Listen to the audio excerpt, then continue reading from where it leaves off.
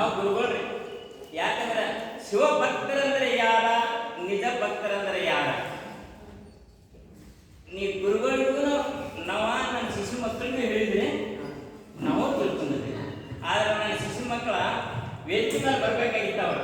ಯಾಕಂದ್ರೆ ನಾವು ಗುರುಗಳಿಗೂ ಬರಬಾರ್ದು ಅಂತ ಹೇಳಿ ಅವ್ರ ಯಾಕಂದ್ರೆ ಇದು ಶಿವಭಕ್ತರಂದ್ರೆ ಯಾರ, ನಿಜ ಭಕ್ತರಂದ್ರೆ ಯಾರ ನಮಗೆಲ್ಲ ಗೊತ್ತೈತಿ ಗುರುಗಳ.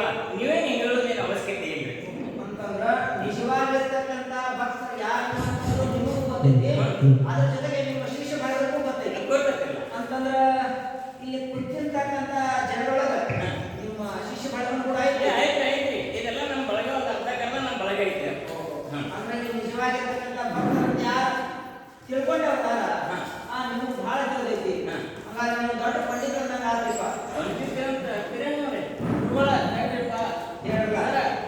ಶಿವ ನಮ್ಮ ಅಪ್ಪ ಯಾಕಂದ್ರೆ ಶಿವ ನಮ್ಮ ಅಪ್ಪ ತಿಳಿದೈತೆ, ನನಗೂ ತಿಳಿದಿಲ್ಲ. ಅಂತಂದ್ರೆ ಇಂಥ ಸಣ್ಣ ವಯಸ್ಸೊಳಗೆ ಇಂಥ ಘನವಾಗಿರ್ತಕ್ಕಂಥ ವಿಷಯವನ್ನು ನೀವು ತಿಳ್ಕೊಂಡಿರಿಪ್ಪ. ನಾನು ತಿಳ್ಕೊಂಡ್ರಿ ಸರ್. ನಾನು ತಿಳ್ಕೋದೇನ್ ಮಾಡಿದ್ರಿ, ಈಗ ನೋಡ್ರಿ ನಮ್ಮ ಅಪ್ಪ ಇಷ್ಟೆಲ್ಲ ಶಿಷ್ಯಗಳು ನಾವು ಒಂದ್ಯಾಕ, ಆದ್ರೆ ಇವು ನಮ್ಮ ತಂದೆ ಎಷ್ಟೋ ಅದ್ರ ದೊಡ್ಡವ ಅಲ್ಲ, ಇಷ್ಟೆಲ್ಲ ಒಂದಿನಾಗ್ರಿ ನಾ ತಿಳ್ಕೋದೇನ್ರಿ. ನಮ್ಮ ಅಪ್ಪ ಸೇರ್ ಆದ್ರೆ ನಾ ಸವಾ ಸೇರ್ರಿ.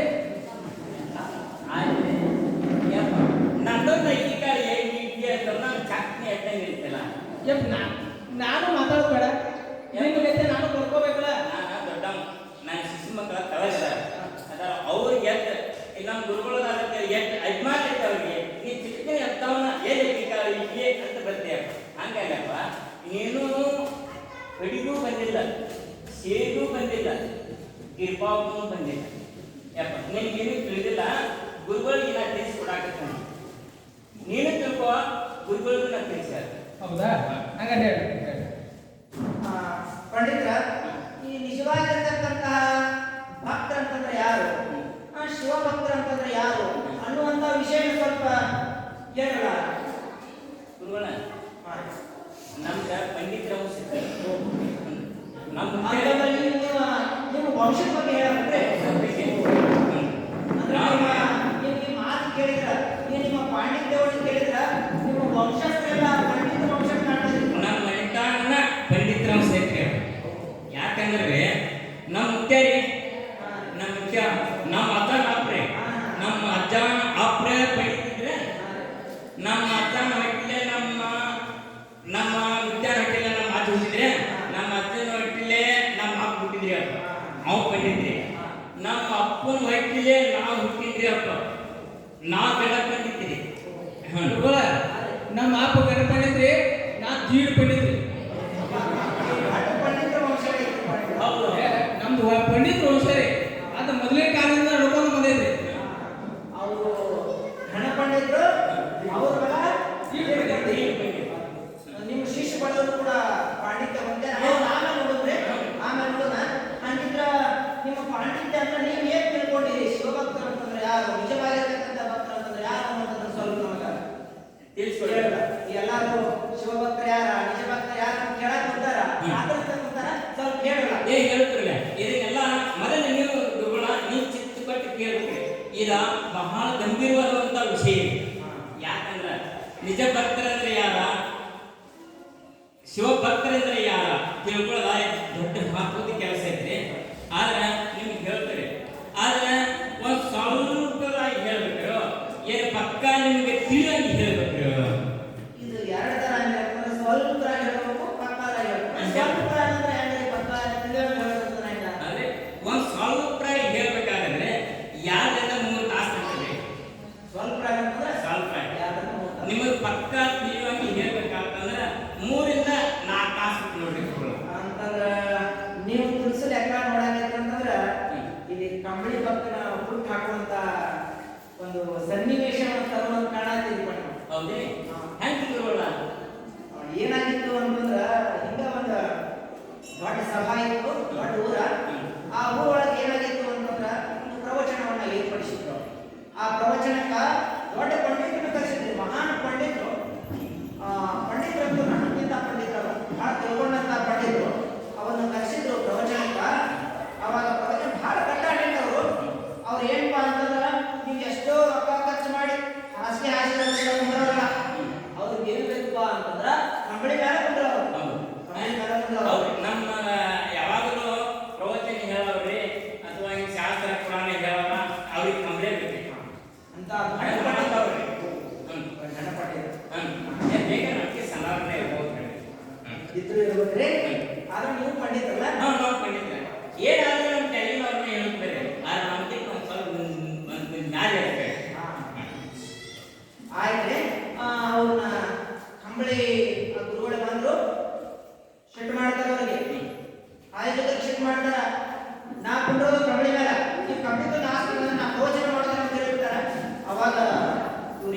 ಅಂತಂದ್ರೆ ಕಂಬಳಿ ನೋಡ್ಬೇಕಲ್ಲ, ಅವಾಗ ಅಲ್ಲಿ ಇಲ್ಲಿ ನೋಡ್ತಾರ.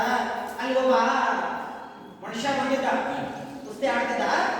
ಅವ ಬಂದಿದ್ದ ಏನಪ್ಪಾ ಅಂತಂದ್ರ ಅವಾಗ ಸ್ವಲ್ಪ ಚಳಿಗಾಲ, ಅದಕ್ಕಾಗಿ ಒಂದು ಕಂಬಳಿ ಹೊತ್ಕೊಂಡು ಕೈಯಾಗ ಒಂದು ಬಡಗಿ ಹಿಡ್ಕೊಂಡು ಬಂದಿದ್ದ.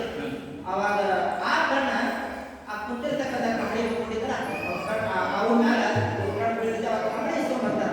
ಇಲ್ಲೇ ನಮ್ಮ ಗುರುಗಳಿಗೆ ಕಂಬಳಿ ಮೇಲೆ ಕುಂತು ಪ್ರವಚನ ಮಾಡ್ತಾರಂತ, ಅದಕ್ಕಾಗಿ ಸ್ವಲ್ಪ ಕಂಬಳಿ ಕೊಡ್ರಿ. ಆಯ್ತು, ಗುರುಗಳ ಯಾರಿಲ್ಲ ಅಂತಾರ, ಕೊಟ್ಟರು. ಪ್ರವಚನ ಆರಂಭ ಮಾಡಿದ್ರು. ಗುರುಗಳು ಏನು ಪ್ರವಚನವನ್ನ ಆರಂಭ ಮಾಡಿದ್ರೆ 2 ತಾಸು ಆಯ್ತು, 3 ತಾಸು ಆಯ್ತು. ಹಂಗ ಇವರ ಪ್ರವಚನದ ವಿಷಯ ಮುಂದೆ ಹೊಂಟಿಲ್ಲ, ಹಂಗೆ ಎದ್ದು ಹೊಂಟಿದ್ರು ಎಲ್ಲರೂ. ನಿಮ್ಮಂತ ಪಂಡಿತರು ಅಷ್ಟು ಶಾಣ್ಯಾರ, ಅಷ್ಟು ಚಂದ ಹೇಳಾಕತ್ತಿದ್ರು.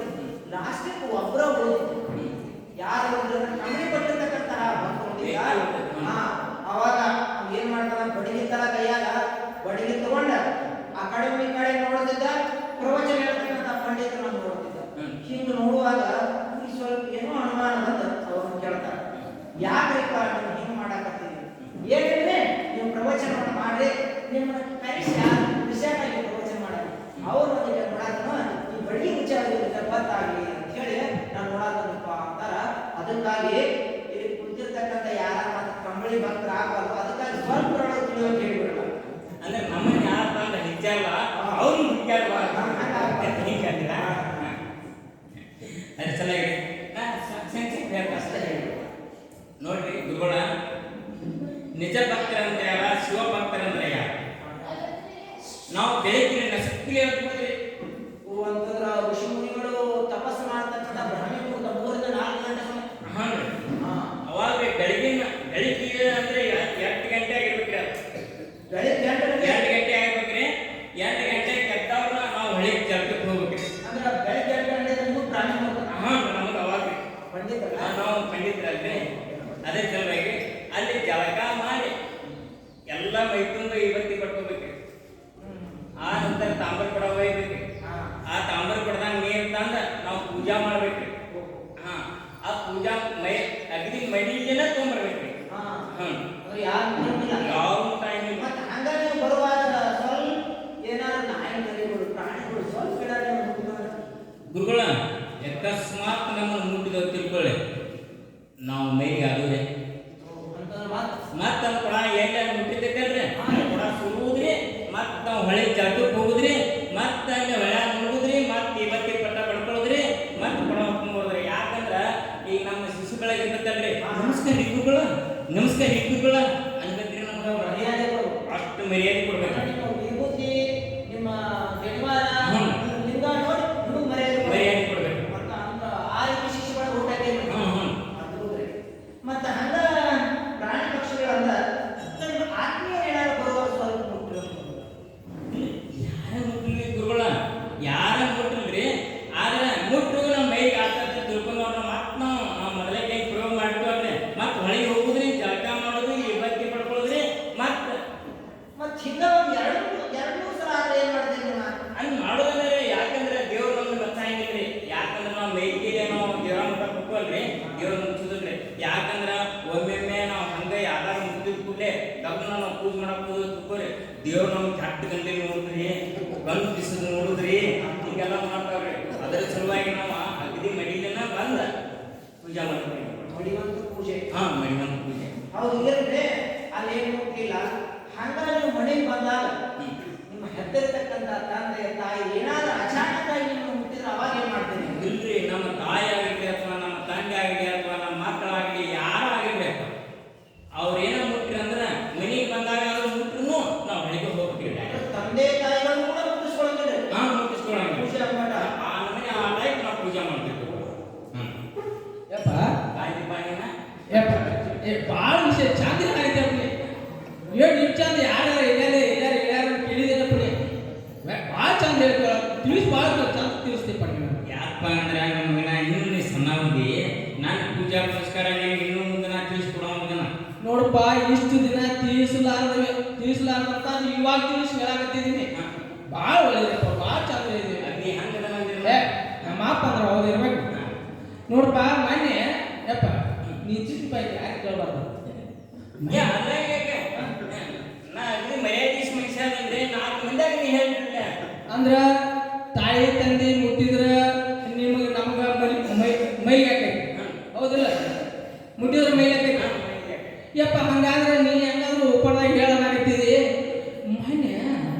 ನಮ್ಮ ಮನೆ ಮುಂದೆ ಬಾಗಿಲು ಬರ್ಬಿಡ್ದನ ನಮ್ಮ ನಾಯಿ, ಯಾಕಂದ್ರೆ ಅದಕ್ಕೆ ಕೂಳ ಹಾಕಿರ್ತಿ ಅದು ಬಾಲ ಎಡ್ಸ್ಕೊತ ಸುತ್ತ 4 ಸುತ್ತ ನೋಡು ಕಾಲಾಗ ಪಾರ ಆಗಿ ಹೋಗ್ತದ. ಅವಾಗ ಅಡ್ಡ ಇದ್ದಾಗ ನೋಡಿ ಕಿಶನ್ ಯಾರು ಇಲ್ಲ ತಲಗಸ ಒಳಗೆ ಬಂದಿದ್ಯಪ್ಪ. ಯಾವಾಗ ನೋಡಿದಪ್ಪ ಇದನ್ನ? ಯಪ್ಪ ನಾ ಒಳಗ ಕೋಲೆದಾಗ ಬಿಟ್ಟಿದ್ದೆ. ನಾ ಯಾರು ಇಲ್ಲ ಅಂತೇಳಿ ಒಳಗೆ ಬಿಟ್ಟಿಲ್ಲ. ಯಪ್ಪ ನನ್ನ ಮರ್ಯಾದೆ ನನ್ನ ಮರ್ಯಾದೆ ಎತ್ತಿನ ನನ್ನ ಮರ್ಯಾದೆ ತೆಗಿಬೇಡ. ಇಲ್ಲಪ್ಪ ಅಂದ್ರ ತಾಯಿ ತಂದೆ ಮುಟ್ಟಿದ್ರ ನಿನಗೆ ಮೈಲಿ ಆಗೈತಿ, ಹೌದಲ್ಲ? ಆ ನಮ್ಮ ಸಾಕಿದ ನಾಯಿ ಮುಟ್ಟಿದ್ರೆ ನಿನಗೆ ಮೈಲಿ ಆಗುಲ್ಲ ಅಂದ್ರೆ ಅಂತದಪ್ಪ ಇದು. ಏನು ಮಾತ್ರ ಯಪ್ಪ ನನ್ನ ನೀ ಸಣ್ಣ ಹೋಗಿ ನಾ ಸಣ್ಣ ಹೋದಲ್ಲ, ನನ್ನ ಮರ್ಯಾದೆ ತೆಗಿಬೇಡ. ಯಪ್ಪ ನೀ ಕೂತ್ ಬಿಡ. ನಾ ಕುಂಡ್ರುದಿಲ್ಲಪ್ಪ. ಒಟ್ಟ ಈಗ ಯಾಕಂತಂದ್ರೆ ಇನ್ನ ವಯಸ್ಸನ್ನು ನಿನಗೆ ಆಗಕ್ ಬಂದು 60-70 ವರ್ಷ ಮಾಡಿದೆ. ಇನ್ನು ಪೂಜೆ ಮಾಡೋದು ಬಿಟ್ಬಿಡ. ನಾ ಏನು ಪೂಜೆ ಮಾಡ್ಕೊತ ಹೋಗಲ್ಲ. ನಾ ಪೂಜೆ ಮಾಡ್ಕೊನು ಅಚಾನಕ್ ನಾ ಪೂಜೆ ಮಾಡೋದ್ರಾಗ ನೀ ಎಲ್ಲಾರ ನನ್ನ ಮುಟ್ಟಿಗಿಟ್ಟಿ ಹುಷಾರಾಗಿರ. ಮತ್ತೆ ಪೂಜೆ ಮಾಡೋ ಚಾರ್ಜ್ ನನ್ಗೆ ಕೊಟ್ಬಿಡು, ನೀ ಆರಾಮ ಇರಕ್ಕೆ.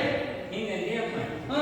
ಯಪ್ಪ ನಾನು ಹೊಲ ಬತ್, ನನ್ನ ಮನೆ ಬತ್, ನನ್ನ ಆಸ್ತಿ ಬತ್ತ, ಖರೆ ಮಠಕ್ಕೆ ಬರ್ಕೊಡ್ತಾನೆ. ಖರೆ ಮಗನ ಇಟ್ಟ ನೀನು ಮಧ್ಯಾಗ ನನಗೆ ಕೈ ಮಾಡಿ ಯಾವಾಗ ನೀನು ಮಾತಾಡಕೈತಿ ನಮ್ಮ ಕೂಡಲೇ ಒಂದು ಗುಂಜಿ ಸರ ಬಂಗಾರ ಕೊಡೋದು, ಒಂದು ಇದನ್ನ ಸರ ಕೊಡೋದು ಒಟ್ಟ ಕೊಡಲ್ಲ ಕೊಡೋದಿಲ್ಲ. ಕರ್ರ ಸುಳ್ಳು ಹೇಳಾಕ್ತದೆ. ಯಾಕಂದ್ರೆ ನಾ ದಾಣದ ಮನುಷ್ಯ, ಓಹೋ ನಾ ದಾಣ ಮಾಡೋ ಮನುಷ್ಯ. ಹೌದಪ್ಪ. ಯಪ್ಪ ಮಾಡಿ 1000 ಪಟ್ಟಿ ಬಂದಿರಲಿಲ್ಲ, ಪಟ್ಟಿ ಎಷ್ಟು ಕೊಟ್ಟಿದ್ದು? ನೋಡ್ರಿ ನಾ ಪಟ್ಟಿ ಕೊಡೋದಿಲ್ಲ ನಿಮ್ಗೆ ಹೇಳಿನ. ಯಾವಾಗಿದ್ರು ಒಬ್ಬೊಬ್ಬರೇನ ನಾಟಕ ಟೇಕ್ ಮಾಡಿ ಇಂಥ ವೇದಿಕೆ ಮೇಲೆ ಆಗಲಿ ಒಂದು 100 ರೂಪಾಯಿ ಕೊಟ್ಟ ಅವ್ರು ಮಾಹಿತಿ ಹೋಗ್ಬೇಕು, ಇಂಥವ್ರಿಗೆ 100 ರೂಪಾಯಿ ಕೊಡ್ತಾರೆ ಅಂತೇಳಿ. ಅಂತ ಮನುಷ್ಯ ಅಲ್ಲ, ನಾ ಗುಪ್ತ ಭಕ್ತ. ಗುಪ್ತ ಭಕ್ತ. ಗುಪ್ತ ಭಕ್ತ ಅಜ್ಜಾರಿಗೆ ನನಗೆ ಆ ಪರಮಾತ್ಮಗೆ ಅರ್ಥ ಗೊತ್ತಾಗಿರ್ಬೇಕು. ಓಹೋ ಹಿಂಗ ಆ ಟೈಮ್ ನಾವು ಕೊಡ್ತೇವೆ. ಅಲ್ಪ ಅಜ್ಜಾರ ಮಠಕ್ಕೆ ನನ್ನ ಆಸ್ತಿ ಎಲ್ಲ ಬರ್ಕೊಡ್ತನು, ಎಲ್ಲ ಇದು ಮಾಡ್ತಾನು ಅಂತ ಹೇಳಾಕತ್ತಿದಿ. ಮಾನ್ಯ ಅಜ್ಜಾರ ಜಾತ್ರೆ ಪಟ್ಟಿಗೆ ಬಂದಾಗ 11 ರೂಪಾಯಿ ಪಟ್ಟಿ ಕೊಟ್ಟಿಲ್ಪ. ಇನ್ನು ಆಗಿ ಆಸ್ತಿ ಯಾವಾಗ ಬರ್ಕೊಡ್ತೀದನ? ಏಯಪ್ಪ ಮರ್ಯಾದೆ ತೆಗಿತಿ. ನೀನು ಸಣ್ಣ ನೀನು ದೋಸೆ ಕೊಬ್ಬರಿ ತಿಂದ ಮೇಲೆ ಹಿಡಿತೀಯ, ನೀ ತಳ್ಕೊಂಡ್ಬಿಡಿಯಪ್ಪ. ತಿಳ್ಕೊಂಡ್ರೆ ತಲೆಗೆ ಹಾಕೊಂಡ್ರಿ. ಇನ್ನು ಮಾತ್ರ ಪೂಜೆ ಚಾರ್ಜ್ ನನಗೆ ಕೊಡ್ಬೇಕು ನೋಡು. ಅದ ಮುಂದೆ ನೋಡೋ ಮೇಲೆ ಮುಂದೆ ನೋಡೋ ನೋಡ್ಕೊಂಡು ಹೌದು. ನಾ ಕುಂಡ್ರಲಿ ಗುರುಗಳ ಹಿಂಗೈತಿ ನೋಡ್ರಿ ನಮ್ಮ ಅಪ್ಪನ ಗತಿ. ಬರಬರಿ ಐತಿಲ್ರಿ? ಪಂಡಿತ ವಂಶ ಅಲ್ರಿ? ನಾ ಪಂಡಿತರ ರೀ. ಇವರು ಗಣಪತಿದ್ರ ಮಾತ್ರ ಕಿಶನ್ ದೀಡ್ ಪಂಡಿತರು ನೀವು ಮಾಡಿರ್ತಾರೆ ಅಂತಂದ್ರ ಹೆಂಗ ಮೂಲ ಇರ್ತದ ಹಂಗ ಸೀರೆ.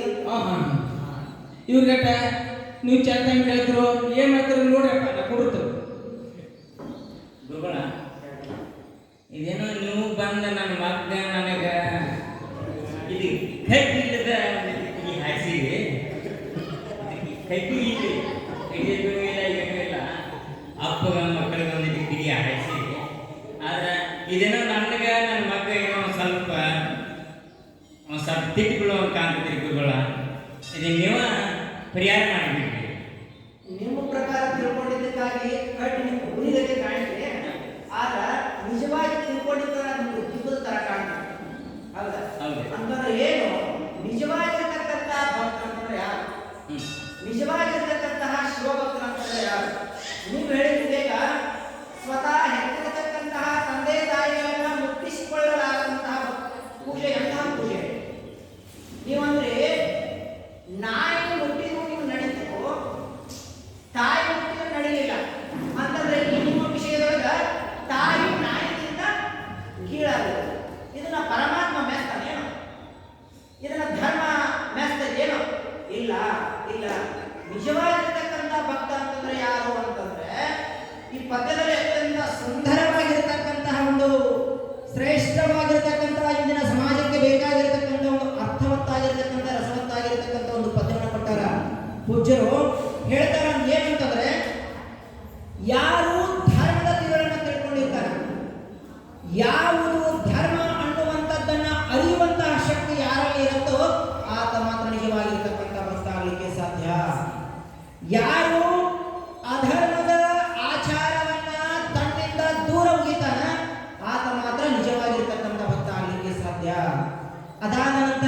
ಅದಾದ ನಂತರ ಹಿಂದೂ ಸಂಪ್ರದಾಯದಲ್ಲಿ ವಿಶಿಷ್ಟವಾಗಿರತಕ್ಕಂತಹ, ಜಗತ್ತಿನಲ್ಲಿ ವಿಶಿಷ್ಟವಾಗಿರತಕ್ಕಂತಹ ಈ ಸಂಪ್ರದಾಯದಲ್ಲಿ ತಾಯಿಯನ್ನ, ತಂದೆಯನ್ನ, ಗುರುವನ್ನ, ಅತಿಥಿಯನ್ನ ಯಾವ ರೀತಿಯಾಗಿ ಕಾಣಬೇಕು, ಯಾವ ರೀತಿಯಾಗಿ ನಾವು ಸಮಾಜದಲ್ಲಿ ನಡ್ಕೊಂಡ್ವಿ ಅಂತ, ನಮ್ಮ ಜೀವನದಲ್ಲಿ ನಡೆದ್ವಿ ಅಂತ ಪರಮಾತ್ಮ ಒಲಿತಾನೆ ಅನ್ನುವಂಥದ್ದನ್ನ ಅತಿ ಸುಂದರವಾಗಿ ಹೇಳಿದ್ದಾರೆ.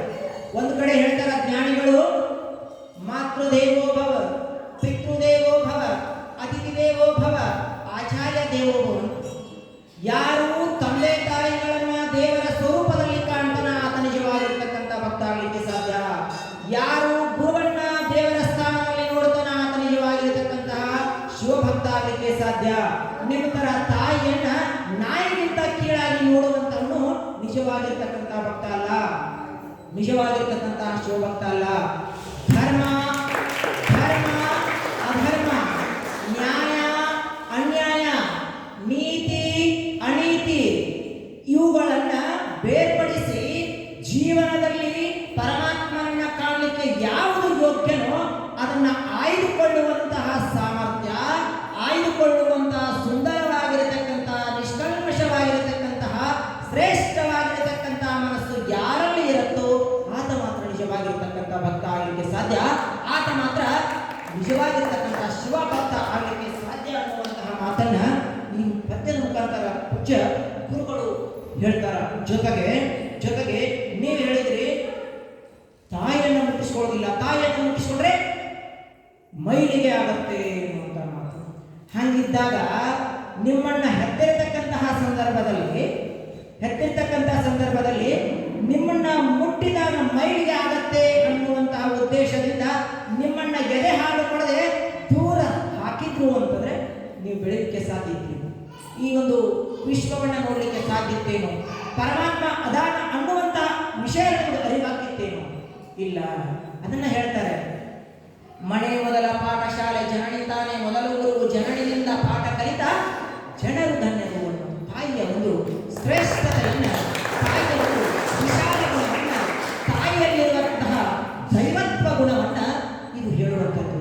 ಜೊತೆಗೆ ನಮ್ಮ ಹಿಂದಿನ ಮಹಾನ್ ವೇದಾಂತಿಗಳು, ಶಾಸ್ತ್ರಜ್ಞರು, ತಿಳಿದಿರ್ತಕ್ಕಂಥ ಜ್ಞಾನಿಗಳು ಒಂದು ಮಾತನ್ನ ಹೇಳ್ತಾರೆ, ಸಂಸ್ಕೃತದಲ್ಲಿ ಒಂದು ಮಾತನ್ನ ಹೇಳ್ತಾರ. ಭೂ ಪ್ರದಕ್ಷಿಣ ಶಕ್ತೇನ ಕಾಶಿ ಯಾತ್ರಾಂತೇನ ಸೇತು ಸ್ನಾನ ಶತೈಶ್ವರ್ಯ ತತ್ಪರಂ ಮಾತೃವಂತಾನೆ ಅಂತಂದ್ರೆ, ಇಡೀ ಭೂಮಿಯನ್ನ 6 ಬಾರಿ ಸುತ್ತು ಹಾಕಿದಾಗ ಪುಣ್ಯದ ಫಲ, ಎಷ್ಟು ಪುಣ್ಯದ ಫಲ ಸಿಗತ್ತೋ, ಜೊತೆಗೆ 10,000 ಬಾರಿ ಕಾಶಿಯ ಯಾತ್ರೆಯನ್ನ ಮಾಡಿದಾಗ ಎಷ್ಟು ಪುಣ್ಯ ಪ್ರಾಪ್ತಿಯಾಗುತ್ತೋ, ಜೊತೆಗೆ 100 ಬಾರಿ ರಾಮೇಶ್ವರದಲ್ಲಿ ತೀರ್ಥ ಸ್ನಾನವನ್ನ ಮಾಡಿದಾಗ ಎಷ್ಟು ಬಾರಿ ಆತನಿಗೆ ಎಷ್ಟು ಪುಣ್ಯ ಪ್ರಾಪ್ತಿಯಾಗತ್ತೋ ಅಷ್ಟು ಪುಣ್ಯ ಪ್ರಾಪ್ತಿ ಆಗಬೇಕಾಗಿದೆ. ಕೇವಲ ಒಂದೇ ಒಂದು ಸಾರಿ ತಂದೆ ತಾಯಿಯ ಪಾದಕ್ಕೆ ಹಣೆ ಹಚ್ಚಿ ನಮಸ್ಕಾರ ಮಾಡಿದಾಗ ಅಷ್ಟೊಂದು ಶ್ರೇಷ್ಠವಾಗಿರತಕ್ಕಂಥ ಪುಣ್ಯ ಸಿಗುತ್ತೆ, ಅಷ್ಟೊಂದು ಶ್ರೇಷ್ಠವಾಗಿರತಕ್ಕಂಥ ಪುಣ್ಯ ಸಿಗುತ್ತೆ. ಯಾರು ತಾಯಿಯಲ್ಲಿ ದೈವತ್ವವನ್ನು ಕಾಣ್ತಾರೆ, ಯಾರು ತಂದೆಯಲ್ಲಿ ದೈವತ್ವವನ್ನು ಕಾಣ್ತಾರೆ, ಯಾರು ಗುರುವಿನಲ್ಲಿ ದೈವತ್ವವನ್ನು ಕಾಣ್ತಾರೆ, ಆತ ಮಾತ್ರ ನಿಜವಾಗಿರತಕ್ಕಂಥ ಶಿವಭಕ್ತ ಆಗಲಿಕ್ಕೆ ಸಾಧ್ಯ, ಆತ ಮಾತ್ರ ನಿಜವಾಗಿರತಕ್ಕಂತಹ ಭಕ್ತ ಆಗಲಿಕ್ಕೆ ಸಾಧ್ಯ ಅನ್ನುವಂತಹ ಮಾತು ಇಂದಿನ ಸಂದರ್ಭದಲ್ಲಿ ಪುನರುಚ್ಚರಿಸಬೇಕಾಗಿರುವಂಥದ್ದು. ಜೊತೆಗೆ ಅಂತಿಮ ಸತ್ಯವೂ ಕೂಡ ಅದೇ. ಅದರ ಜೊತೆಗೆ ಇಲ್ಲಿ ಒಂದು ವಿಶಿಷ್ಟವಾಗಿರ್ತಕ್ಕಂಥ ಇನ್ನೊಂದು ಅಂತಂದ್ರೆ, ತಂದೆ ತಾಯಿಯನ್ನ ದೈವತ್ವಕ್ಕೆ ಏರಿಸುವಂತಹ ಮಕ್ಕಳು ಅದಾರೆ, ಜೊತೆಗೆ ತಾವು ಕೂಡ ದೈವತ್ವದ ಸ್ಥಾನದಲ್ಲಿ ನಿಲ್ಲುವಂತಹ ಗುಣಗಳನ್ನ, ನಿಲ್ಲುವಂತಹ ಆಚಾರ ವಿಚಾರಗಳನ್ನ ತಂದೆ ತಾಯಿಗಳು ಕೂಡ ಅಳವಡಿಸಿಕೊಂಡು ಹೋಗುವಂಥದ್ದು ಇಂದಿನ ಸಮಾಜಕ್ಕೆ ಬೇಕಾಗಿರುವಂಥದ್ದು. ತನ್ನ ಮಗಳನ್ನೇ ಎದುರು ಕುಂತ್ಕೊಂಡು ಆತನ ಜೊತೆ ದುಶ್ಚಟಗಳನ್ನು ಮಾಡೋದು, ಆ ಮಗನೇ ಸರಿದಾರಿಗೆ ಹೋಗುವಾಗ ಇದು ಸರಿದಾರಿನೇ ಸರಿಯಲ್ಲ ಅನ್ನುವಂತ ಹೇಳುವಂತ ಬೋಧನೆ ಮಾಡುವಂಥದ್ದಾಗಿರಬಹುದು, ಆತನಿಗೆ ದುಶ್ಚಟಗಳನ್ನು ಕಲಿಸೋದಾಗಿರಬಹುದು. ಈ ರೀತಿ ಮಾಡುವಂತಹ ತಂದೆ ತಾಯಿಗಳು ಆ ದೈವತ್ವದ ಸ್ಥಾನಕ್ಕೆ ಏರಲಿಕ್ಕೆ ಸಾಧ್ಯ ಇಲ್ಲ. ಯಾವ ತಂದೆ ತಾಯಿ ಮಗನ ಅಭಿಲಾಷೆಗಳನ್ನ ಅರ್ಥ ಮಾಡಿಕೊಂಡು, ಯಾವ ತಂದೆ ತಾಯಿ ಮಗು ಅಧರ್ಮದ ದಾರಿಯಲ್ಲಿ ಹೋಗುವಾಗ ಧರ್ಮದ ಮಾರ್ಗವನ್ನು ಹಿಡಿಸುವಂತಹ ಶ್ರೇಷ್ಠವಾಗಿರತಕ್ಕಂಥ ಗುಣಗಳನ್ನ, ಆ ಸಂಸ್ಕೃತಿಯನ್ನ ಮಗನಲ್ಲಿ ತುಂಬಬೇಕು, ಜೊತೆಗೆ ಆ ಒಂದು ಒಳ್ಳೆಯ ಗುಣ ಇರತಕ್ಕಂಥ ತಂದೆ ತಾಯಿಗಳನ್ನ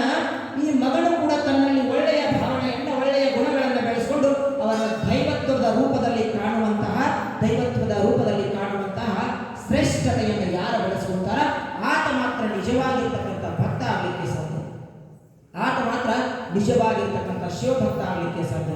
ತಂದೆ ತಾಯಿಗಳನ್ನ ಕೀಳಾಗಿ ನೋಡೋದು, ತಂದೆ ತಾಯಿಗಳನ್ನ ಪಶು ಪಕ್ಷಿಗಳಿಗಿಂತಲೂ ಕೂಡ ಕಡೆಯಾಗಿ ನೋಡೋದು, ತಂದೆ ತಾಯಿಗಳನ್ನ ಯಾವುದೇ ದುಡ್ಡು ಕೊಡಲಿಲ್ಲ, ಏನೋ ಆತನಿಗೆ ಆಸ್ತಿಯನ್ನು ಕೊಡಲಿಲ್ಲ ಅನ್ನುವಂಥ ಕೊಲೆ ಮಾಡತಕ್ಕಂತಹ ಈ ಒಂದು ಭಾವ ಏನಿದೆಯೋ, ಇಂದಿನ ಸಮಾಜದಲ್ಲಿ ಏನಿದೆಯೋ, ಕೇವಲ ಕ್ಷುಲ್ಲಕ ಕಾರಣಕ್ಕಾಗಿ ತಂದೆ ತಾಯಿಗಳನ್ನ ತುಚ್ಛವಾಗಿ ಕಾಣುವಂತ ಈ ಭಾವನೆ ಇದೆಯೋ, ಆ ಭಾವನೆ ಎಂದಿಗೂ ಕೂಡ ಆ ದೈವತ್ವವನ್ನ, ಪರಮಾತ್ಮನನ್ನ, ಶಿವನನ್ನ ಕಾಣಲಿಕ್ಕೆ, ಮಾತಲಿಂಗನನ್ನ ಕಾಣಲಿಕ್ಕೆ ಎಂದಿಗೂ ಕೂಡ ಸಾಧ್ಯ ಇಲ್ಲ. ನಿರ್ಮಲವಾಗಿರತಕ್ಕಂಥ ಮನಸ್ಸು ಬೇಕು ಮನುಷ್ಯನಿಗೆ. ಇನ್ನೊಬ್ಬರಿಗೆ ಶ್ರೇಷ್ಠತೆ ಆಗಲಿ ಎನ್ನುವಂತಹ ಶ್ರೇಷ್ಠ ಭಾವ ಬೇಕು. ನಾ ಹೇಗೋ ಇನ್ನೊಬ್ಬರು ಕೂಡ ಹಾಗೆ, ನನಗೆ ಒಳ್ಳೇದಾಗಬೇಕಲ್ಲ, ನನಗೆ ಒಳ್ಳೇದಾಗಬೇಕಾಗಿತ್ತಂದ್ರೆ ಇನ್ನೊಬ್ಬರಿಗೂ ಕೂಡ ಒಳ್ಳೇದಾಗಬೇಕು ಅನ್ನುವಂಥ ಭಾವ ಯಾರಲ್ಲಿ ಇರುತ್ತೋ ಆತ ಮಾತ್ರ ನಿಜವಾಗಿರ್ತಕ್ಕಂಥ ಭಕ್ತ, ಆತ ಮಾತ್ರ ಶ್ರೇಷ್ಠವಾಗಿರ್ತಕ್ಕಂಥ ಶಿವಭಕ್ತ ಆಗಲಿಕ್ಕೆ ಸಾಧ್ಯ. ನಿಮ್ಮ ತರ ಈ ನಿಮ್ಮ ಪಾಂಡಿತ್ಯದ ಪ್ರಕಾರ ಏನು ನಿಜವಾಗಿರ್ತಕ್ಕಂಥ ಭಕ್ತ, ಮೈ ಮೇಲೆ ವಿಭೂತಿ ಪಡ್ಕೊಂಡೆ, ಮೇಲೆ ನಮ್ಮ ಧರ್ಮದ ಚಿಹ್ನೆಗಳನ್ನು ಹಾಕೊಂಡು ನಾನು ನಿಜವಾಗಿರ್ತಕ್ಕಂಥ ಭಕ್ತ, ಇವರು ನನ್ನ ಶಿಷ್ಯ ಬಳಗ, ಇವರು ನನ್ನ ಪಾಂಡಿತ್ಯವನ್ನು ಮೆಚ್ಚಿ ನನ್ನ ಹಿಂಬಾಲಕರಾಗಿ ಅನ್ನುವಂಥದ್ದು ಮಾತ್ರ ನಿಜವಾಗಿರ್ತಕ್ಕಂಥದ್ದಲ್ಲ, ನಿಜವಾಗಿರ್ತಕ್ಕಂಥದ್ದಲ್ಲ ನೋಡ್ರಿ ಪಂಡಿತರ ಗುರುಗಳ. ನಮ್ಗೆ ಇನ್ನೂವರೆಗೂ ಶಿವಭಕ್ತರಂದ್ರೆ ಯಾರ, ನಿಜ ಭಕ್ತರಂದ್ರೆ ಯಾರ, ನಮ್ಮ ನಾವು ದೊಡ್ಡವರಾಗಿದ್ದು ಗುರುಗಳ. ಇಲ್ಲಿವರೆಗೂ ನನಗಾಗಲಿ, ನನ್ನ ಮಗ್ಗಾಗಲಿ, ಈ ಕೂತ ಜನಕ್ಕಾಗಲಿ ಎಲ್ಲ ತಿಳಿಸ್ಕೊಟ್ರಲ್ಲ. ನಿಮ್ಮ ಮಾರ್ಗದಾಗ ನಾವು ನಡೆದ ನಾವು ಎಲ್ಲರೂ ಒಳ್ಳೆಯವರು ಅಂತೇಳಿ ನಿಮ್ಗೆ ಒಂದ್ಸಲ ಧನ್ಯವಾದಗಳು. ನಿಮಗೂ ಧನ್ಯವಾದಗಳು. ಜೊತೆಗೆ ಇನ್ನೊಂದು ಅಂತಂದ್ರೆ ವಿಶೇಷ ಅಂತಂದ್ರೆ ಇನ್ನೊಂದು ಒಂದು ಪದ್ಯದ ಈ ಒಂದು ಪ್ಯಾರಾದೊಳಗ ಶ್ರೇಷ್ಠವಾಗಿರ್ತಕ್ಕಂಥ ಜ್ಞಾನವನ್ನು ತುಂಬ್ಯಾರ, ನಾವು ತಿಳ್ಕೊಳ್ಬೇಕಾಗಿರ್ತಕ್ಕಂಥ ವಿಷಯವನ್ನು ತುಂಬ್ಯಾರ ಪೂಜ್ಯ ಗುರುಗಳು. ಅದನ್ನು ಕೂಡ ಒಂದು ಹಾಡಿನ ರೂಪದೊಳಗ ನಾವು ಅರ್ಥೈಸಿಕೊಳ್ಳುವಂಥ ಪ್ರಯತ್ನ ಮಾಡೋಣ.